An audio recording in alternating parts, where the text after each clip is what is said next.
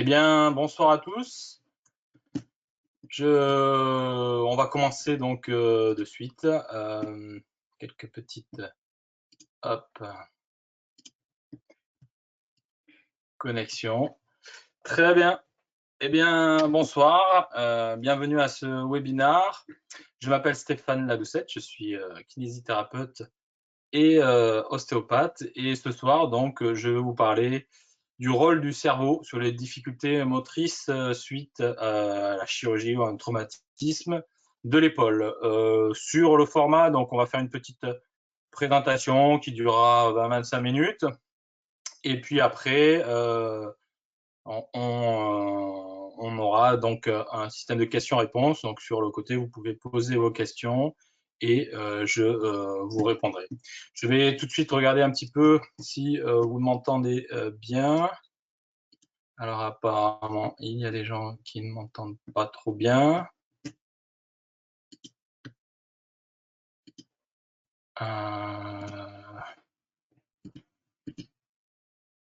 Normalement, ça devrait être bon.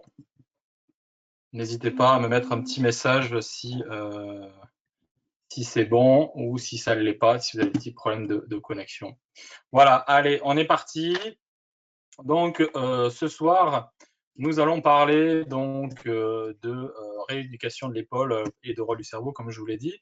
C'est vrai que malgré une bonne rééducation, et ça j'ai pu le voir, donc moi j'ai fait 10 ans de libéral et 10 ans au CERS de Cabreton, eh bien on peut avoir des patients qui présentent des difficultés, voire une impossibilité à lever l'épaule post-chirurgie ou post-traumatisme.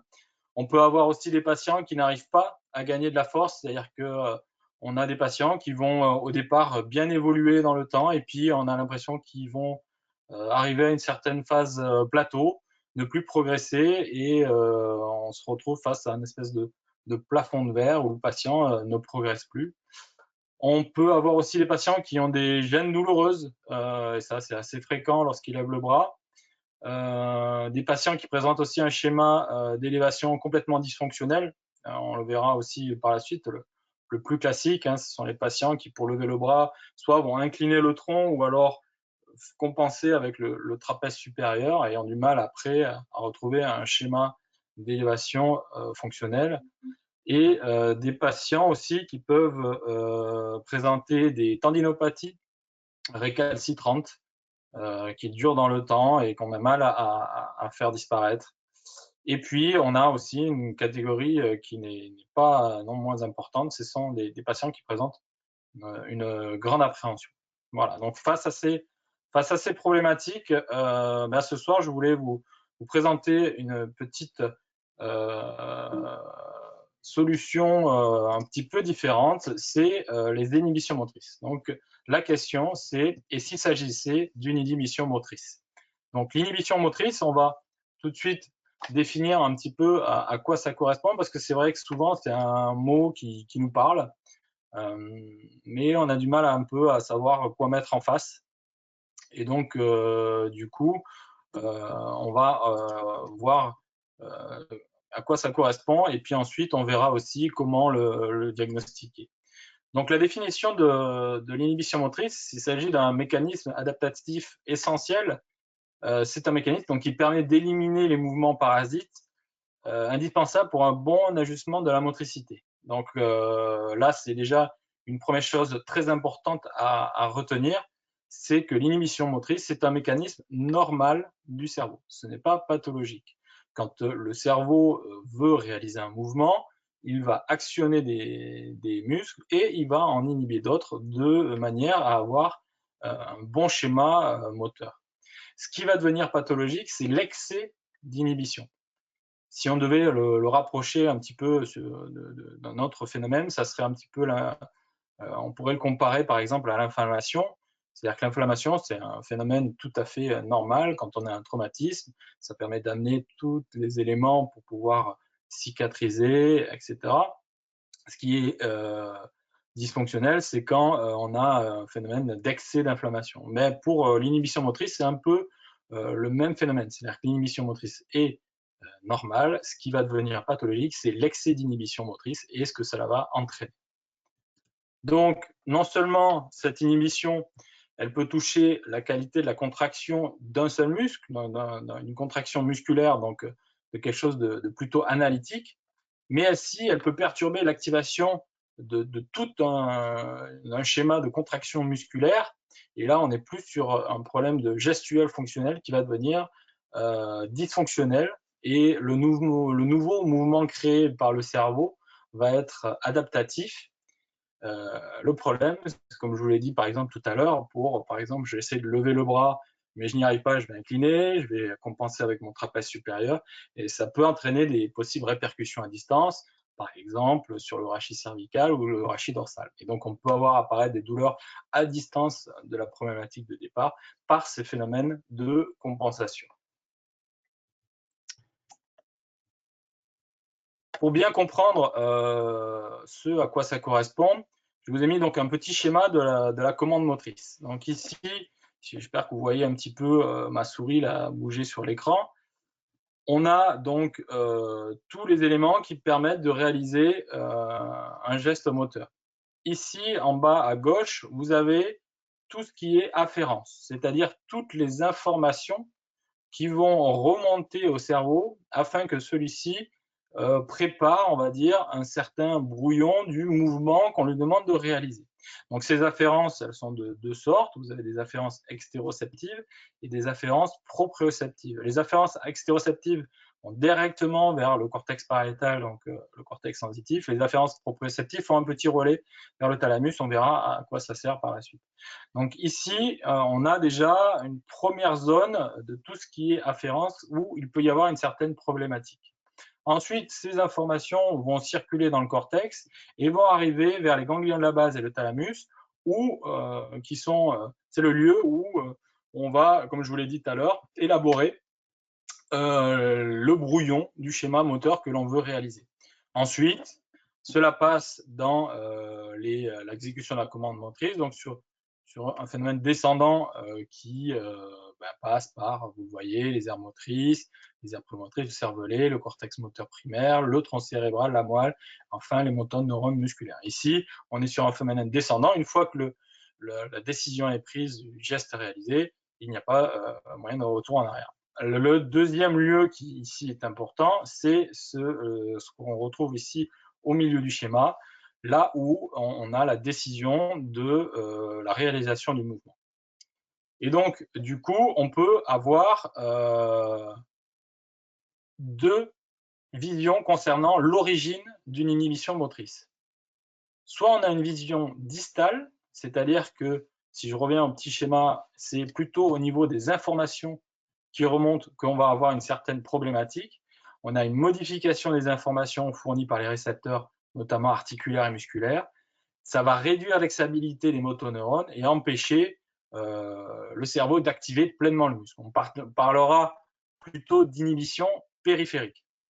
Deuxième type de vision, c'est la vision proximale. Donc là, directement au niveau du cortex moteur, si on reprend notre petit schéma, ici au niveau central, donc ganglion de la base thalamus, qu'on peut avoir une inhibition par, on va dire, soit un phénomène, par exemple, le plus classique, c'est l'appréhension. Donc, il y a eu un problème à un moment donné, le cerveau va avoir une certaine appréhension, on va dire, à réaliser le mouvement, donc va inhiber le démarrage du mouvement. Ou, autre possibilité, mettre en place un schéma, comme je vous l'ai dit tout à l'heure, dysfonctionnel.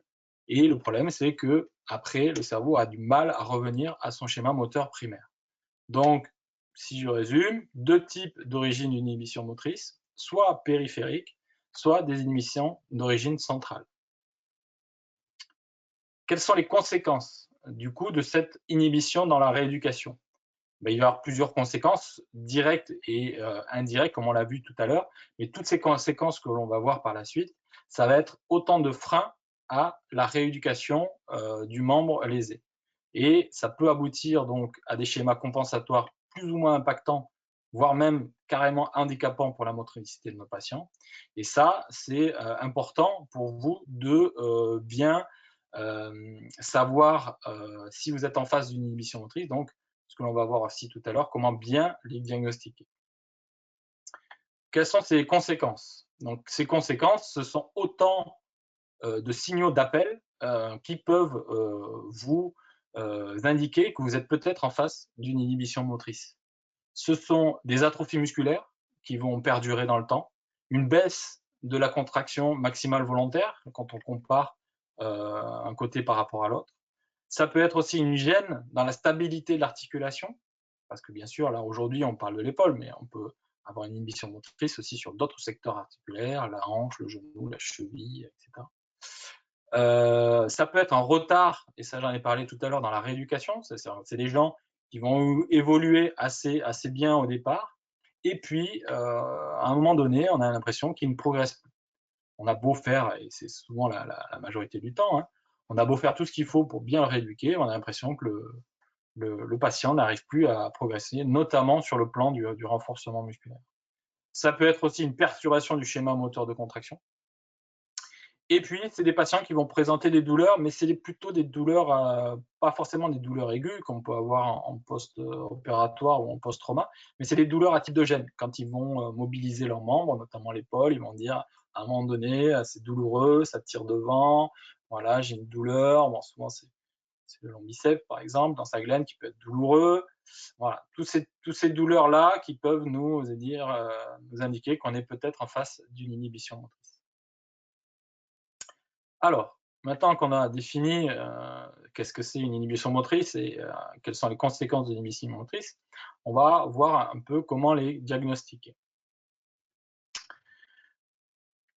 L'important, c'est de réaliser déjà au préalable, bien sûr, un diagnostic différentiel, voir si on n'est pas en face d'une pathologie qui n'aurait pas été diagnostiquée.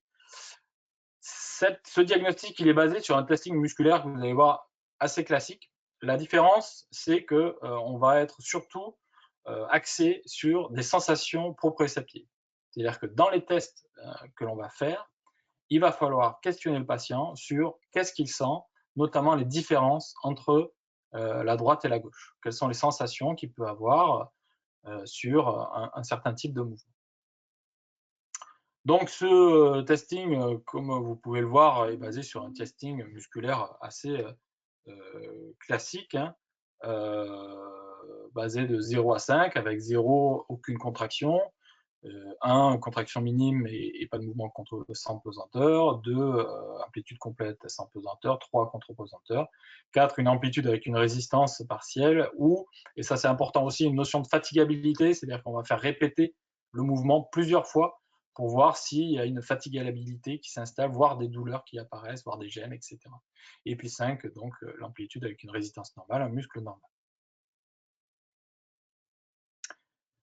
Par exemple, je vais vous montrer quelques muscles, on va dire, un peu clés où on peut retrouver des inhibitions motrices. Le premier, c'est le deltoïde. Donc sur le deltoïde, on peut faire ce test où l'examinateur se place à l'arrière du patient, on place une main sur la face externe du coude, l'autre au niveau du gable de l'épaule pour contrôler l'articulation, et on demande au patient d'écarter le bras contre résistance. Donc là, on peut tester, si on met le bras plutôt antérieur, le deltoïde antérieur, le deltoïde médian ou latéral, le deltoïde postérieur. Et là, quand on réalise ces tests, c'est toujours comparatif, bien sûr, droite et gauche. On peut faire soit un test en élévation en concentrique, on peut faire un break test en statique, ou on peut demander au patient de résister, mais de nous laisser gagner en excentrique. Et là, ce qu'on va essayer de voir, c'est surtout, comme je vous l'ai dit, le ressenti. Quelle est la différence? Souvent, ce que les patients vont dire, c'est j'ai moins de force. Ok. Et moins de force, ce n'est pas assez clair pour nous pour voir si on est en face d'une inhibition motrice. C'est est-ce qu'il y a une gêne? Est-ce qu'il y a une douleur? Est-ce que sur un secteur articulaire, je me sens mieux? À un moment donné, est-ce que c'est plus difficile? Est-ce que souvent, je me rends compte qu'il y a souvent une notion, les patients utilisent le terme de fluidité. C'est assez fluide, là, c'est plus difficile, ou ça bloque. À un moment donné, j'ai une espèce d'arrêt, je ne peux plus aller plus loin, etc. Donc tout ça, ce sont des informations qu'on va noter et qui vont être importantes pour savoir si on est en face d'une inhibition motrice. Le grand dorsal, hein, un muscle très important aussi, parce que c'est un muscle qui à la fois s'insère sur le membre supérieur et à la fois au niveau du rachis, très important notamment en neurologie pour les patients paraplégiques. On peut déjà tester si on le sent bien, on se passe de part et d'autre du patient, on met une main au niveau de la face externe de la scapula et on demande au patient de se pousser sur la table en élévation contre le point et on regarde si on a déjà une bonne contraction. Ensuite, eh bien, on va faire pareil de façon bilatérale, on va tester droite et gauche en demandant de soulever une fesse avec le poing gauche, pareil à droite, et pareil, on va questionner le patient sur est-ce que vous sentez des différences, est-ce que c'est pareil, est-ce que vous avez plus de difficultés d'un côté par rapport à l'autre, etc., etc. Et tout ça va nous amener à savoir si on est en phase d'une inhibition motrice. Le dentelé antérieur, muscle très important pour la stabilité de la scapula. On verra par la suite qu'on retrouve beaucoup de déficits à ce niveau-là. Donc on peut le tester en décubitus dorsal, soit coude fléchi comme vous voyez sur la photo, soit bras tendu pour mettre un plus grand bras de levier, un peu plus de force. On demande au patient de pousser, décoller la scapula vers le haut et on teste sa force. Donc là, on peut tester pareil tous les chefs, le chef supérieur, moyen, inférieur, comme vous pouvez le voir sur les photos.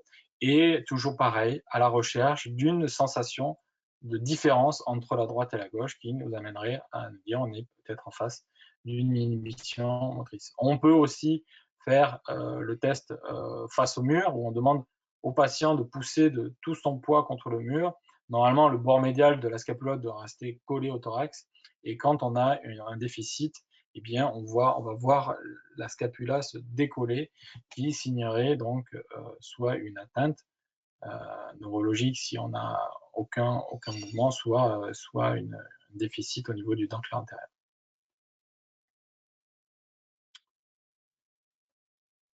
Qu'est-ce qui peut nous faire aussi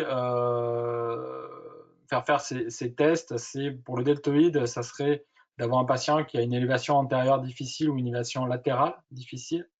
Pour le grand dorsal, c'est plutôt une difficulté au mouvement de sonnette de la scapula ou amener la main vers la colonne. Vous avez des gens aussi, notamment chez les femmes, d'amener les bras derrière le dos pour dégrafer le soutien-gorge peut être un signe d'appel aussi. Difficulté pour décoller les fesses de la table en pratique bras tendu, comme on l'a vu sur le test.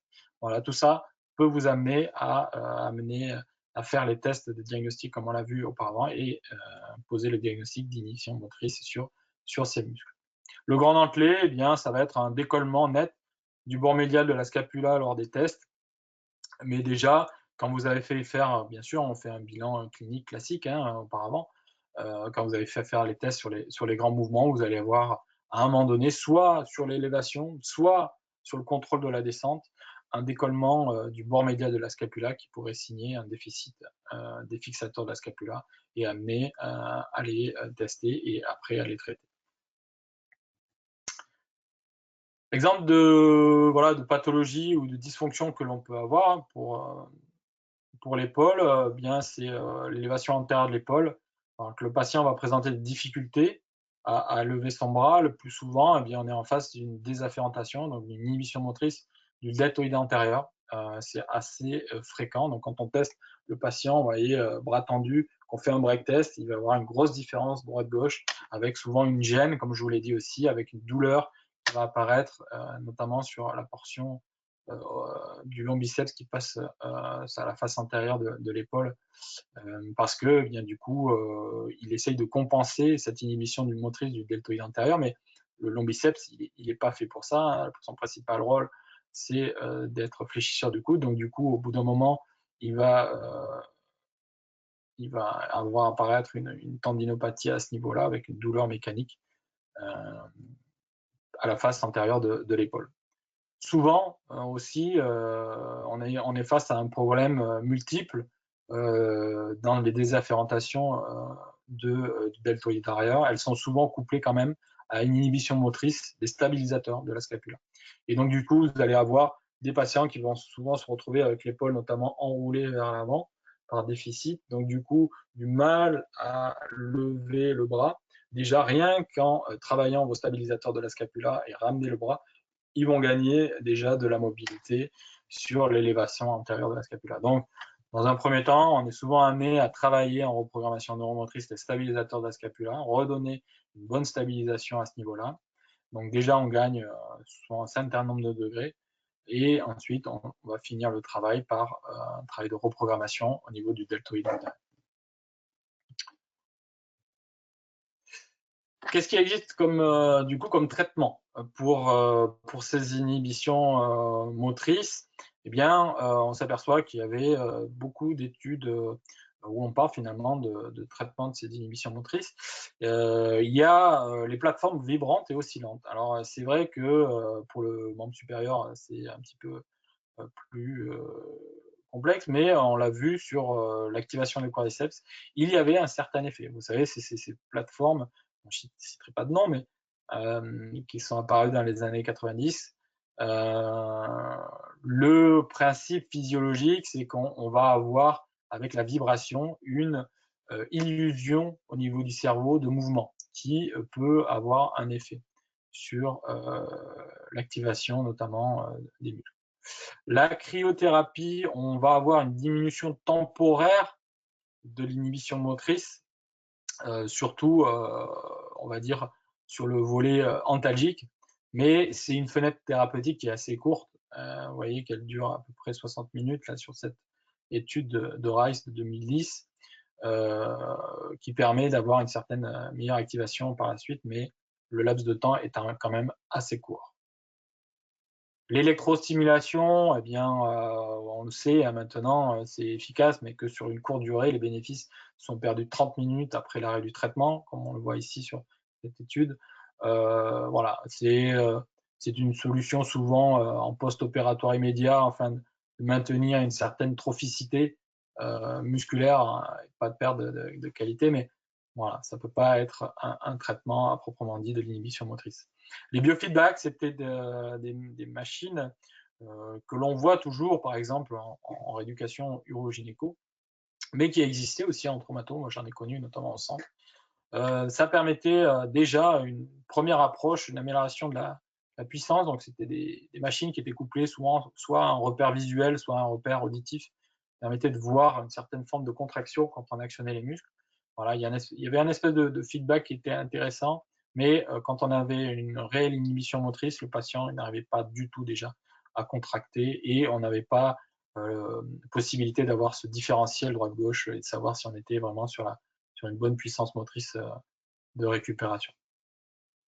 Enfin, donc, la reprogrammation neuromotrice, qui est un procédé neurophysiologique qui permet à la fois de soit travailler sur l'acquisition d'un automatisme moteur, c'est-à-dire que quelqu'un, par exemple, qui ne pourrait plus du tout ou ne saurait plus du tout comment lever l'épaule, soit de modifier, enfin plutôt, je vais dire, de corriger dans un deuxième temps un schéma moteur, comme je vous l'ai dit tout à l'heure, c'est-à-dire quelqu'un qui va réussir tant bien que mal à lever l'épaule, mais il va le faire soit en compensant, je vous l'ai dit tout à l'heure, soit en inclinant le tronc, en faisant une centrapèze supérieure. Donc ça permet aussi de le corriger. Soit carrément de modifier. Donc là, on est plutôt sur quelqu'un qui a un geste, on va dire, assez performant, mais on veut le rendre encore plus performant. Par exemple, comme on peut l'avoir dans une gestuelle sportive. Donc là, on est sur des séances un peu différentes que l'on va faire souvent avec le coach qui va nous dire, voilà, moi j'aimerais qu'il fasse telle ou telle gestuelle, et ça, on va pouvoir l'ancrer au niveau du cerveau. Pour cela, on va se servir d'un triptyque basé sur la proprioception, donc les sensations proprioceptives, l'imagerie mentale et les sons de basse fréquence.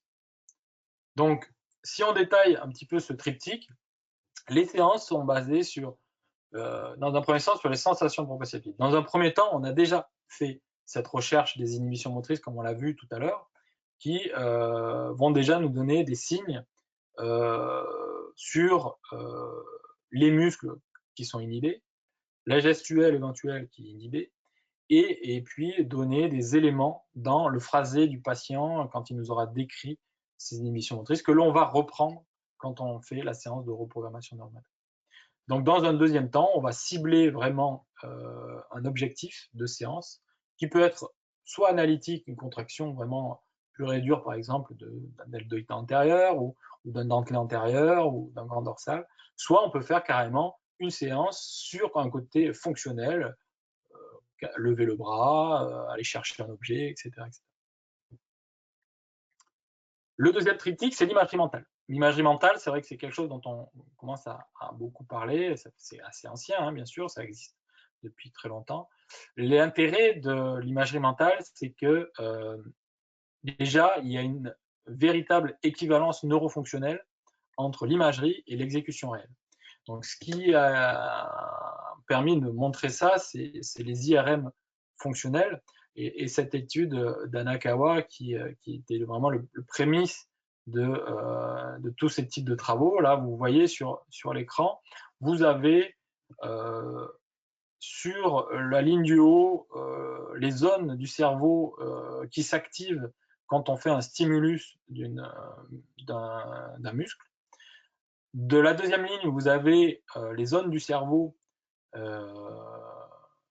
qui sont activées lorsqu'on imagine le mouvement. La troisième ligne, c'est quand on réalise le mouvement. Et la quatrième ligne, c'est la superposition justement de l'imagerie et du mouvement. Et on s'aperçoit qu'il y a une très grande corrélation des zones qui s'allument entre l'imagerie mentale et le mouvement. Donc, si on revient au début, l'avantage de l'imagerie mentale, c'est que ça permet de travailler, par exemple, hors action. C'est-à-dire que quelqu'un qui peut avoir des difficultés à réaliser un mouvement, en imagerie mentale, va réussir à le faire. Autre possibilité aussi et autre qualité, c'est-à-dire quelqu'un qui est douloureux dans la réalisation d'un mouvement, sachant que la douleur est un facteur d'inhibition. Quand on a une douleur, on met en place une boucle gamma réflexe qui va activer des inhibitions motrices au niveau du cerveau. Donc, plus on va réaliser un mouvement douloureux, plus on a de risque de faire des inhibitions motrices. Donc, voilà, le fameux quand on dit no pain, no gain, c'est pas quand on est douloureux, ça n'a aucun intérêt en rééducation. Troisième chose, c'est que quand on va imaginer le mouvement, on va activer des connexions neuronales qui peuvent être déficitaires, sans avoir besoin de réaliser le mouvement. Et ça va être intéressant. Et c'est ça qui va venir ancrer et rendre pérenne la reprogrammation neuromotrice qu'on aura réalisée sur une. Le troisième triptyque, ce sont ces sons de basse fréquence. Donc, ces sons de basse fréquence, ils sont de deux types. On a des sons qui sont dits pulsés. Donc, ce sont des sons qui vont permettre de mettre le cerveau du patient dans un certain état. Vous savez, le cerveau fonctionne avec des ondes, alpha, bêta, gamma, bêta sommeil léger, gamma sommeil profond, même si on s'aperçoit que c'est peut-être plus complexe qu'on ne croit, c'est-à-dire qu'il y a une superposition d'ondes, mais globalement, on sait qu'on va être dans un certain état avec certains types d'ondes. Et on s'aperçoit par exemple que l'état alpha est un état intéressant parce que cet état permet d'être focalisé sur une tâche en interne et un petit peu détaché du monde extérieur. Donc le cerveau, on va dire, il est en train de réfléchir à quelque chose d'assez précis et du coup, il en oublie un petit peu ce qui se passe autour. Le meilleur exemple que souvent je cite, c'est par exemple, je suis en train de conduire, je suis en train de réfléchir à quelque chose, je m'aperçois que la route a défilé et que j'ai pas forcément été attentif à ce qui passait parce que j'étais en train de réfléchir. Et bien c'est exactement cet état-là. Ça ne veut pas dire que le cerveau n'est pas présent. Si jamais la voiture en face s'arrête ou pile, bien votre cerveau va reprendre le contrôle et vous allez freiner. Mais ça veut dire que vous êtes focalisé sur une tâche. Et c'est cet état-là qui est intéressant et qui va permettre d'ancrer profondément dans le cerveau quelque chose en reprogrammation neuromotrice. Donc, ce sont des sons de basse fréquence qui vont de 50 à 150 Hz. Un deuxième type de son qu'on appelle son associé, c'est un son qui est choisi par le patient, qui va tout le long de la séance l'accompagner dans son travail cognitif, c'est-à-dire que c'est un son d'ancrage. À chaque fois qu'on voudra que le patient retienne quelque chose de vraiment précis, on va actionner ce son qui va permettre au cerveau de se dire, tiens, ça, c'est quelque chose d'important, je dois le conserver. Voilà. La reprogrammation neuromotrice, bien sûr, a quand même des limites. Les limites, eh bien, elles sont de 3 ordres. Soit on a une capacité cognitive très dégradée, donc on est plus souvent en face de patients en neurologie qui vont avoir des difficultés à comprendre les consignes, et là, ça va être compliqué de faire la séance. Des atteintes mécaniques, hein, on s'en doute, si on a une atteinte, une section de nerfs, une section de moelle, hein, ça, bien sûr, ça ne marchera pas. Quelqu'un qui est limité aussi. Souvent, on me pose la question, par exemple, sur les capsulites rétractiles. J'ai vu que quelqu'un avait posé une question, on y répondra par la suite par les questions, mais je peux déjà vous dire que, par exemple, en phase chaude, c'est trop compliqué. C'est-à-dire que c'est des patients qui vont être bloqués et la capsule s'est rétractée. Ces patients qui sont déjà très douloureux en plus, là, ça ne va pas avoir le meilleur intérêt. L'intérêt le plus, c'est quand on a des séquelles de capsulite, quand le patient commence à passer en phase froide, qui commence à récupérer de la mobilité. Il y a souvent un décalage entre la mobilité passive et active, c'est-à-dire qu'un patient, passivement, vous arrivez à avoir une certaine mobilité, vous vous rendez compte qu'activement, il a du mal à aller dans cette mobilité passive. C'est là où on va avoir quelque chose de très intéressant à faire en reprogrammation neuromotrice. Troisième limite, ce sont des patients hyperalgiques, c'est-à-dire qu'on va être sur des cotations sur l'échelle, sur le N, côté à plus de 8 sur 10. C'est des patients qui vont tout le temps revenir sur leur douleur. Moi, souvent, quand je leur dis pour faire une séance de reprogrammation neuromotrice, je leur dis, moi, je ne vais pas traiter votre douleur. Je vais travailler sur votre mobilité, sur votre motricité. Si, par bonheur, ça améliore votre douleur, tant mieux. Mais le but, c'est vous gagner en mobilité.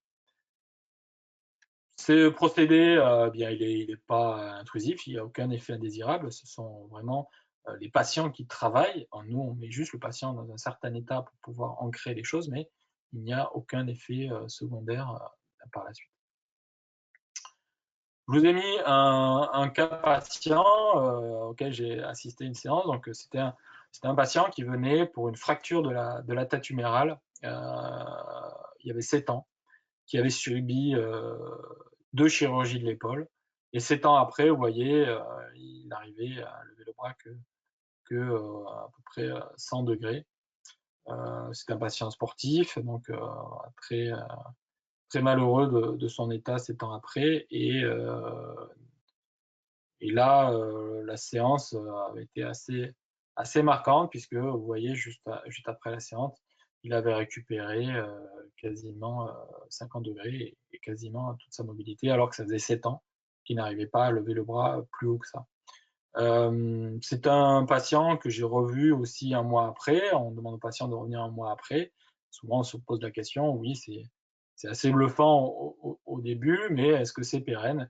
Ben, c'est un patient, un mois après, non seulement il avait continué à progresser, il avait quasiment gagné toute sa mobilité, et puis il avait pu recommencer. Et c'est là aussi que c'est intéressant, la reprogrammation neuromotrice, c'est que vraiment c'est prise en charge pluridisciplinaire, c'est-à-dire que c'est pas on fait la séance et il n'y a plus rien à faire derrière, pardon. Mais non, en fait, nous, on va réinitialiser quelque chose et le patient va pouvoir retourner, reprendre sa rééducation et rendre pérenne tout ça et continuer à progresser. Donc, c'est un patient qui avait arrêté la rééducation, puisque au bout de 7 ans, ben, soit c'était douloureux, soit il avait plus du tout de progrès, donc il avait fini par arrêter. Ben là, il a repris sa rééducation et il a pu reprendre le sport par la suite.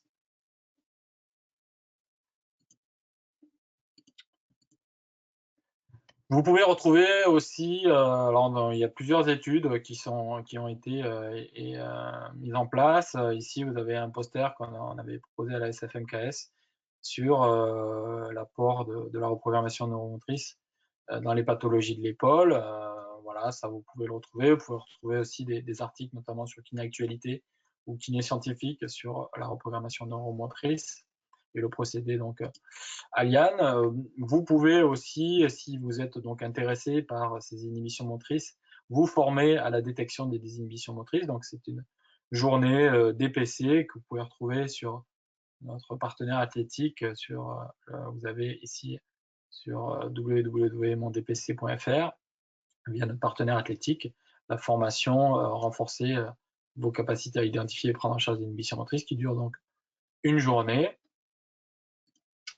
Si vous voulez aussi trouver des praticiens Alian, experts en programmation neuromotrice, vous pouvez aller sur le site Alian, vous trouverez donc cette cartographie, vous trouvez des praticiens Alian. Et si aussi vous voulez donc vous former, ou devenir vous-même aussi praticien Alian, expert en reprogrammation neuromotrice, vous trouverez toutes les informations sur le site d'Alian. Voilà, eh bien écoutez, je vous remercie d'avoir écouté ce webinaire. On va tout de suite passer aux questions et je vais couper comme ça.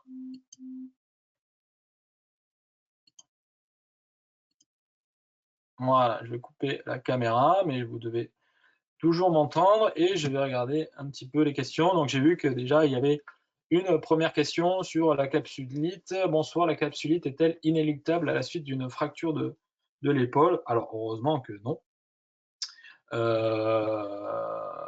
On a beaucoup encore à étudier sur la capsulite et c'est vrai que ce mécanisme d'apparition de la capsulite est assez encore mal défini, mais heureusement, hein, on n'a pas toujours une capsulite suite à une fracture de l'épaule. Hop.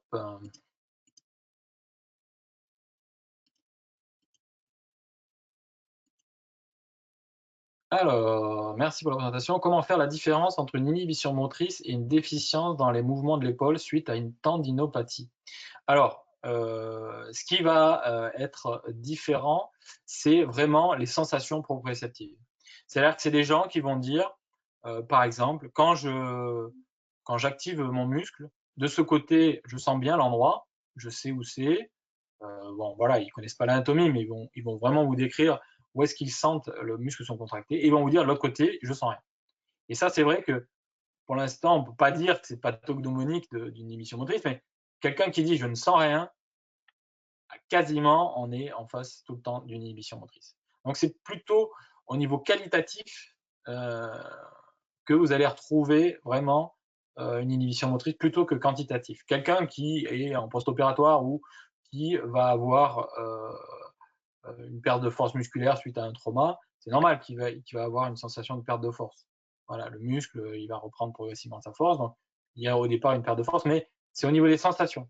C'est-à-dire que quelqu'un qui va avoir un déficit de force, mais qui va dire non, non, mais oui, je suis moins fort parce que effectivement j'ai été opéré ou je sens que j'ai encore du mal à mobiliser, mais il va dire je sens bien mon muscle par contre, je sens à ce niveau-là, ça va.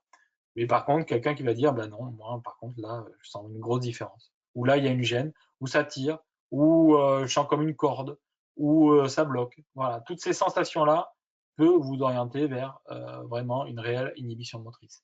Donc dans une tendinopathie, hein, classiquement, on a un phénomène mécanique qui fait qu'on va mal solliciter un endroit et qui va finir par devenir douloureux, mais on n'est pas, voilà, on sait très bien maintenant, on ne parle pas de tendinite, on n'est pas sur une inflammation, non, on est vraiment sur quelque chose de mécanique.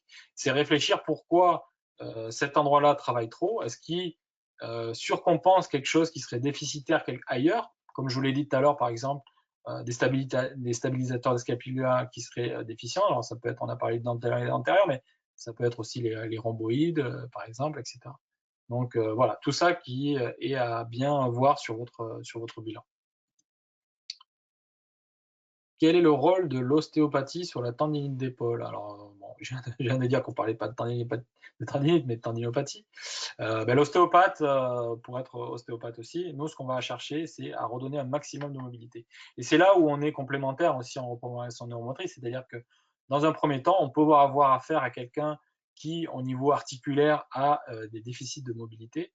Donc, dans un premier temps, il est intéressant de libérer un maximum de mobilité, hein, que ce soit articulaire, musculaire, fascia, etc., etc. Une fois que ça c'est libéré, là, on va pouvoir tout reprogrammer. Bonjour, je souhaiterais savoir pour précision si vous considérez le réflexe myotatique inverse comme une sous-branche de l'inhibition motrice ou bien un synonyme. Alors là, on est sur quelque chose de, comme son nom l'indique, de réflexe et pas de conscient. Donc ce réflexe myotatique inverse, comme on peut avoir par exemple sur quadriceps ischio-jambier, n'est pas une inhibition motrice. C'est quelque chose de plus archaïque, donc de plus profond, et comme on l'a dit, c'est vraiment un réflexe. Nous, ce qu'on cherche à voir, c'est au niveau de l'action du cerveau pour actionner des muscles ou en inhiber d'autres, s'il y a une différence, on va dire, volontaire et consciente. Je voulais savoir à qui devons-nous nous adresser pour recevoir une preuve de participation à la conférence. Alors ça, il faudra voir avec mes collègues.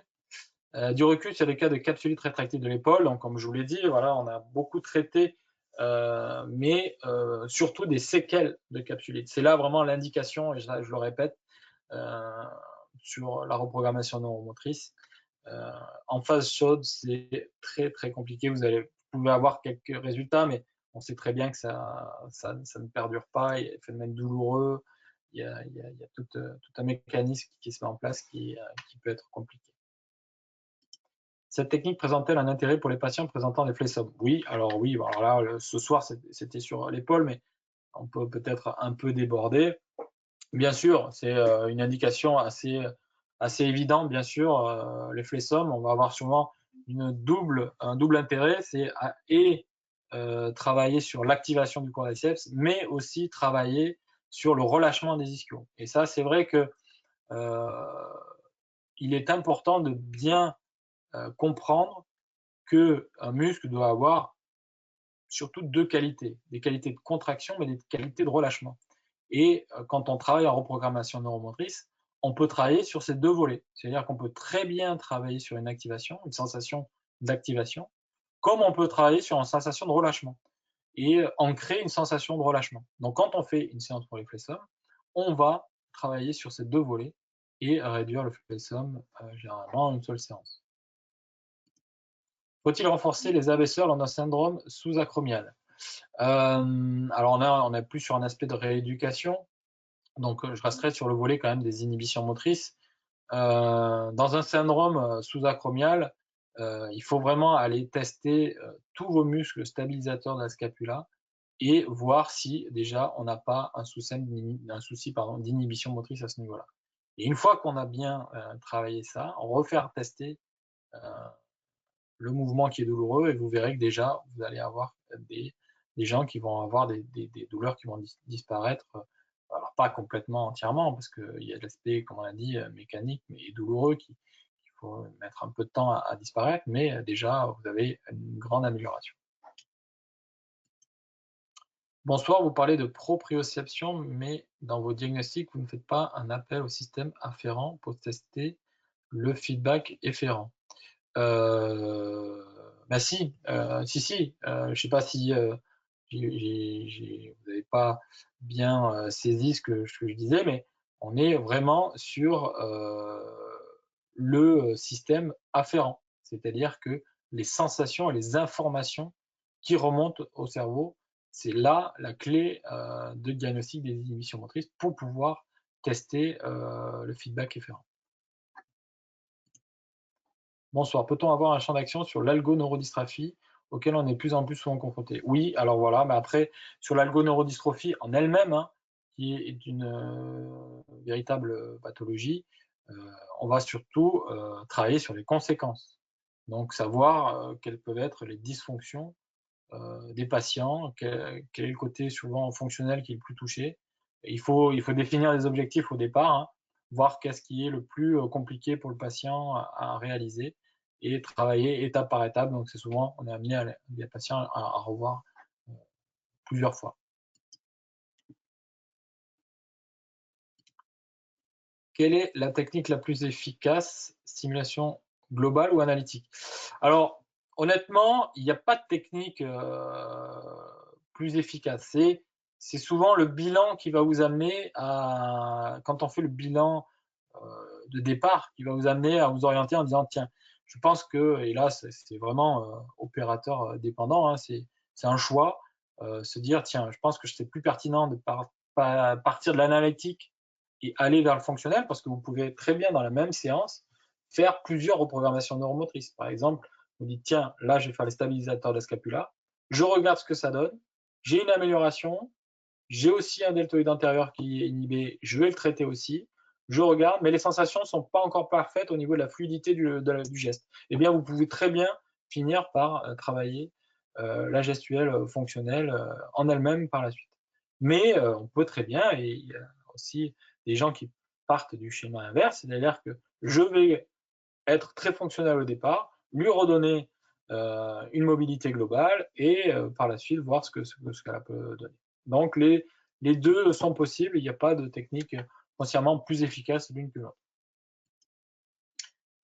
Est-ce que nous pouvons utiliser ce moyen de traitement pour les personnes opérées avec des contre-indications à la contraction, afin d'avoir des résultats plus rapides quand la contraction sera autorisée? Alors, vous pouvez très bien déjà travailler en imagerie mentale. Ça, il n'y a pas besoin, donc il n'y a aucune contre-indication à faire l'imagerie mentale. Et ça a été très bien étudié. On sait très bien que quelqu'un qui va s'exercer à l'imagerie mentale va déjà améliorer les conséquences, notamment, d'une opération. Mais sur quelque chose par exemple, d'analytique, mais versant statique, vous pouvez très bien commencer par ça. Alors sur l'épaule, vous pouvez très bien commencer par un travail des fixateurs de la scapula, par exemple. Mais si on parle par exemple sur le genou, on peut très bien travailler, alors pas en post-opératoire immédiat, hein, quand le patient sort du bloc ou agit 1, mais sur une émission par exemple du quadriceps post-ligamentoplastie, c'est surtout celle qui a été le plus étudiée, on peut très bien commencer assez tôt à faire ce type de travail. Est-ce qu'il arrive que des patients ne soient pas réceptifs à ce traitement de reprogrammation neuromotrice? Alors honnêtement, il faut déjà bien faire un diagnostic auparavant si on est bien en phase d'inhibition motrice, donc il faut qu'il y ait déjà une bonne indication. Il y a un volet aussi qui est important, dont on n'a pas parlé, c'est le volet émotionnel. Donc souvent on est amené à faire un petit test pour voir quel est l'impact soit de la pathologie, soit du trauma sur le côté émotionnel du patient et savoir si on doit réorienter vers éventuellement une personne plus enclin à traiter ce volet-là. Ça ne veut pas dire qu'on ne fera pas la séance, mais on va d'abord peut-être aller voir quelqu'un pour traiter ce côté émotionnel. C'est-à-dire que c'est des gens qui, notamment dans l'anamnèse, vont beaucoup revenir sur un événement, tout le temps ramener leur état à cet événement-là, donc qui pourrait nous faire dire qu'on a besoin de traiter ça avant de faire la reprogrammation neuromotrice. Ensuite, honnêtement, moi j'ai eu une fois une patiente qui n'a pas réussi à lâcher prise. C'était une patiente qui avait beaucoup, elle me disait j'ai beaucoup d'images qui arrivent en tête, j'arrive pas mal à concentrer. Donc, mais sur toutes les séances que j'ai faites, c'est vraiment la seule patiente que j'ai eue dans ce cas-là. Il y a des gens qui disent oui, vous savez, moi, me relâcher, me détendre, etc. C'est pas trop mon truc, et finalement qui arrivent très bien. Donc, il faut pas se fier à ça au départ. Vous parlez également de plafond de verre lors d'une rééducation. Vos tests diagnostiques concernent du testing musculaire. Si un muscle est inhibé, n'est-il pas freinateur dès le début de la rééducation? Alors, vous avez, quand un muscle est inhibé, il peut être inhibé totalement, mais il peut être inhibé pas complètement. Donc, le meilleur exemple, par exemple, c'est vraiment le quadriceps en post-op.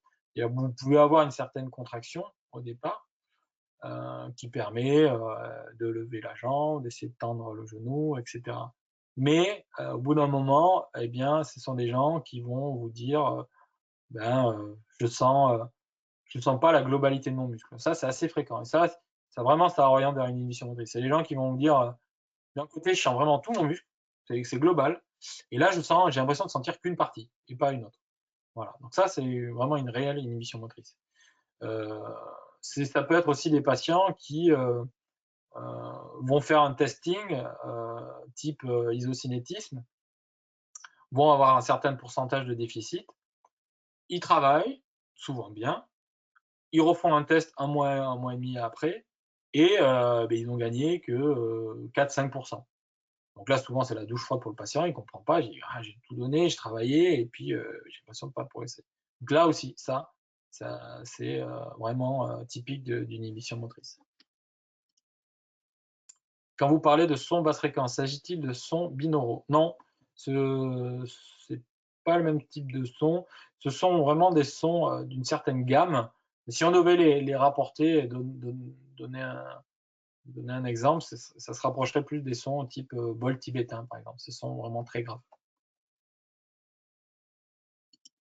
Pour que l'imagerie mentale soit efficace, comment la pratiquer? Donc ça, vous pouvez retrouver pas mal de choses en imagerie mentale, hein, diverses et variées sur les sites. Quand on fait la formation, vous le verrez aussi comment bien la réaliser. Est-ce que vous pouvez détailler davantage la rééducation que vous avez donnée aux patients en un mois? Alors ce patient, je pense que vous parlez du patient, ah oui, oui, celui dont ça faisait 7 ans. Oui, ce patient-là, en fait, c'est un patient qu'on a vu en reprogrammation neuromotrice, mais qui n'était pas notre patient. Parce que souvent, on nous adresse des patients pour faire des séances qui ne sont pas du tout nos patients. Parce qu'après, les kinés ou les rééducateurs les récupèrent par la suite. Nous, on va donner souvent des conseils de travail, mais la rééducation, après, c'est l'apanage du kiné qui va la reprendre. Bonsoir, la sidération musculaire est-elle synonyme de l'inhibition motrice? Oui, c'est une forme d'inhibition motrice, la sidération musculaire. Bonsoir, concernant un déficit moteur lié à une compression nerveuse, le ressenti du patient est-il aussi différent du ressenti lors d'inhibition motrice? Alors ça, c'est aussi, on peut avoir, donc là, on a vraiment une atteinte quand même, hein, une compression nerveuse fait que on va avoir une atteinte de la commande de la réalisation motrice. Donc là, on est quand même sur un phénomène un peu différent, mais par la suite, il peut avoir quelque chose qui perdure et qui est d'une forme d'inhibition motrice. La basse fréquence avec les sons pulsés s'applique durant le mouvement et c'est quoi la relation avec l'émission dans le sens physique? Alors attendez, je ne comprends pas trop la question. Alors je pense que je pense que vous voulez. Alors les sons dans la séance de reprogrammation neuromotrice, on les utilise donc. Je vous ai dit qu'il y avait 2 types de sons. Les premiers sons, les sons pulsés, on les utilise au tout début de la séance pour mettre le patient dans un certain état. Ces sons-là, ils sont tout le temps là. En fait, le patient, vous avez vu, il a un casque, il est tout le temps avec ces sons qui passent de façon cyclique, toutes les 8 secondes. Il permet de maintenir cet état, ce fameux état alpha. Et les sons d'ancrage, ce sont des sons qui sont envoyés par le thérapeute qui va vouloir ancrer à chaque fois une phase assez précise. Quel est l'appareil que vous utilisez pour les sons de basse fréquence? Donc ça, c'est un appareil breveté qui est fourni quand vous faites la formation de la méthode de reprogrammation neuromotrice alienne. Bonsoir, en termes de délai d'apparition des premiers symptômes, quels peuvent-ils être lors d'un traumatisme?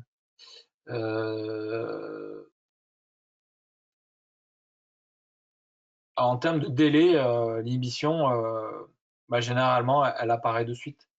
Elle apparaît de suite, hein. Le mécanisme d'inhibition, c'est aussi un mécanisme de défense du cerveau. C'est-à-dire que voilà, il y a un endroit qui est douloureux, il va vouloir moins le ressentir, donc il met en place de suite ce mécanisme. Normalement, une fois que le phénomène douloureux notamment a disparu, le cerveau doit être capable de revenir à son état antérieur. Et comme je vous l'ai dit tout à l'heure, ce qui est pathologique, c'est si le cerveau n'arrive pas à revenir à son schéma moteur antérieur. Soit il a mis en place quelque chose d'autre, il a dit bah tiens, je vais faire ça et finalement ça fonctionne pas si mal que ça.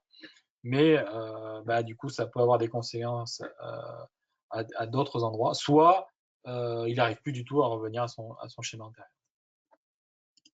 Bonsoir, la thérapie miroir peut-il avoir sa place dans cette rééducation?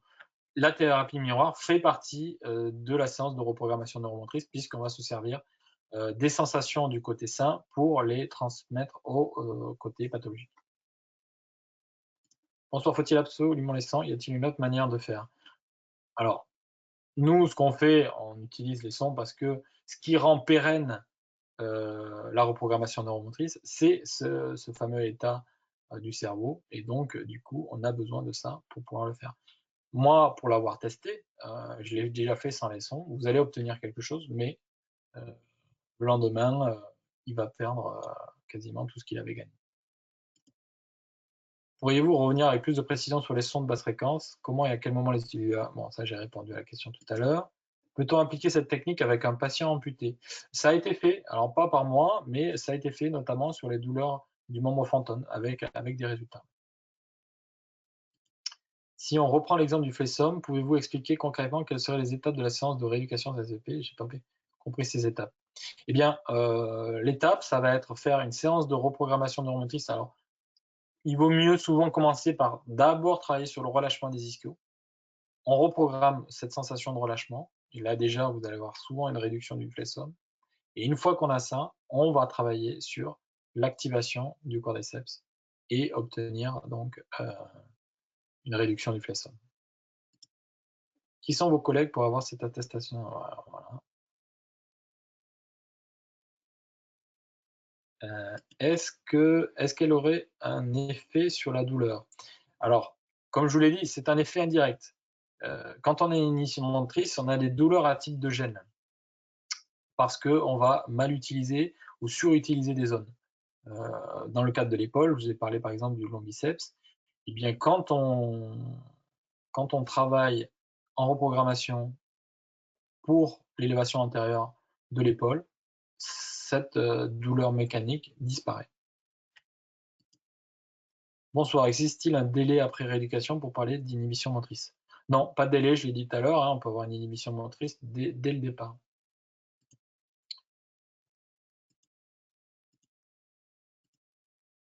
Y a-t-il un lien avec l'hypnose? Alors souvent on nous pose la question, est-ce qu'on est sur un phénomène hypnotique? L'hypnose, moi je ne suis pas un expert en hypnose, mais on est sur déjà il y a plusieurs types d'hypnose, il y a l'hypnose d'induction, où là on est quelque chose de complètement différent de la reprogrammation neuromotrice. Et l'hypnose, c'est mettre un patient dans un certain état qu'on appelle l'état hypnotique. Et l'état hypnotique, on a encore un peu de mal, on sait que ça a des résultats. Et d'ailleurs, ce sont des thérapies aussi, là aussi, qui peuvent être très bien complémentaires. Mais cet état hypnotique est encore un petit peu mal défini. C'est-à-dire qu'on ne sait pas encore trop dans quel état se trouve le cerveau, souvent dans plusieurs états peut-être aussi. Il navigue entre plusieurs états. Nous, le but, c'est vraiment de mettre dans un certain mode, le fameux mode alpha, qui est un mode intéressant parce que c'est le mode préférentiel notamment des aires motrices du cerveau. Donc, du coup, ça permet de cerveau d'être focalisé sur cette tâche-là et de rendre pérenne.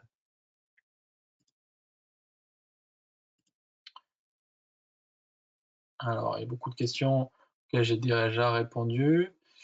Sera-t-il possible de retrouver ce webinaire ultérieurement puisqu'il est enregistré? Oui, vous pouvez le retrouver sur le site Aliane. Vous pouvez d'ailleurs retrouver tous les replays de tous les webinaires que nous avons fait. J'ai du mal à comprendre l'impact physiologique au niveau neuro de l'utilisation des sons basse fréquence. Ouais, donc du coup, j'ai répondu. Peut-on faire une reprogrammation neuromotrice au début de traitement? Oui, tout à fait. Ça permet surtout de gagner du temps. Comme je l'ai dit, la reprogrammation neuromotrice aussi, elle s'inscrit vraiment dans un parcours de soins. C'est-à-dire que vous pouvez avoir très bien plusieurs moments où vous pouvez faire une séance de reprogrammation neuromotrice et pas que sur des échecs thérapeutiques. Alors c'est vrai qu'au début, on a eu beaucoup de gens envoyés qui étaient en échec thérapeutique. Maintenant, on commence à avoir aussi des médecins prescripteurs qui déterminent bien les moments où il va être opportun de faire une séance de reprogrammation neuromotrice. Notamment les chirurgiens qui savent très bien qu'en post-opératoire immédiat, ça peut être très, très intéressant. Aussi, des phases assez, assez importantes quand on commence à récupérer de la mobilité sur le membre supérieur, notamment quand la mobilité passive est assez bonne et qu'on veut retrouver le plus rapidement possible la mobilité active, quand on va commencer à travailler des gestes fonctionnels. Voilà, tous ces voies de passage-là vont être intéressantes pour faire une séance de reprogrammation neuromotrice. Je parlais tout à l'heure de la ligamentoplastie en post-op immédiat sur la sidération du quadriceps et le relâchement des ischios pour éviter ce fameux flessum. Au moment de passage de la marche, parce que souvent on se retrouve avec des boiteries, avec des inhibitions motrices, notamment du moyen fessier, de la stabilité du bassin. Et puis sur la gestuelle sportive aussi, donc du coup en phase de réathlétisation, où là ça va être important de travailler. Existe-t-il dans la littérature des études qui évaluent le bénéfice de la mobilisation active globale conjointe à une mobilisation passive du groupe inhibé? Sûrement. Alors là, honnêtement, j'en ai pas en tête, mais oui, ça doit exister. Que doit faire le patient lorsqu'il entend les sons associés? Le patient, là, quand il y a les sons associés, le but, c'est vraiment du relâchement. Donc, lui, il ne fait rien. Y a-t-il une limite d'âge? Alors, sur la limite basse, on considère qu'il faut, voilà, en dessous de 7 ans, il faut avoir un certain développement cognitif pour pouvoir réaliser les séances. Donc, en dessous, à mon avis, c'est trop compliqué. Bon, pour l'avoir fait avec un enfant de 7 ans, ça avait bien marché, mais en dessous, je pense que c'est plus compliqué. Et chez les personnes âgées, on se retrouve face à la limite dont je vous ai parlé tout à l'heure, c'est-à-dire qu'il faut quand même avoir une capacité cognitive pas trop dégradée pour pouvoir travailler. Y a-t-il des contre-indications? Voilà, donc ça, on en a parlé. Eh bien, très bien. Il ne me reste plus qu'à vous remercier, en tout cas d'avoir assisté à son webinaire. J'espère que vous avez apprécié. J'espère que vous avez bien compris le take-home message à ramener, c'est-à-dire que quand on est en face de certaines